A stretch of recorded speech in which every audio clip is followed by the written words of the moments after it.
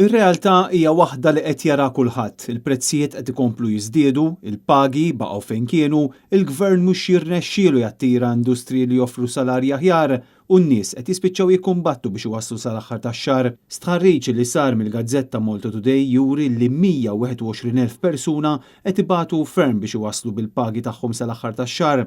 Skont id-dejta miġbura minn dan is-survey, 58,000 diġà mhux ilaħqu mal-ħajja fil-waqt li 63,000 qed ibatu minħabba d-daqqa tal-għoli tal-ħajja.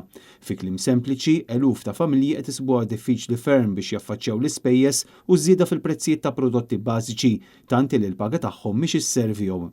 Interessanti l-fatt li terz tal-popolazzjoni f'pajjiżna minkejja li qed tgħix pjuttost tajjeb xorta mhix kapaċi tfaddal flus għaliex il-paga kollha qed itajruha fl-ispejjeż tal-ħajja. Iż-żieda fil-prezzijiet ta' prodotti bażiċi hija realtà li qed tolqot lil kulħadd b'affarijiet li qed jollew b'mod regolari minn ġimgħa għall-oħra. Fil-fatt, minn din il-ġimgħa stess se jerġa' jiżdied il-prezz tal-prodotti tal-ħalib lokali, dan minħabba li l-piżijiet tal-kumpanija Benna qed ikomplu jiżdiedu wara li l-gvern naqas milli joffri l-appoġġ għar-raħħala li operaw f'dan is-settur.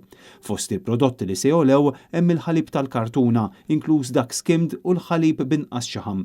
Il-kartuna ħalib tal-litru se tiġi tiswa euro. Se jiżdiedu wkoll il-milkshakes tal-Benna, il-prezz tal-jogurt, il-prezz tal-irkotta u anke l-mozzarella. Din iż-żieda se tfisser pis ieħor fuq il-familji, dan wara li riċentament żdied il-prezz tal-ħobs, il-prezz tal-laħam, il-ħaxix u l-frott, prodotti tal-ħasil u prodotti tal-iġene personali fost oħrajn.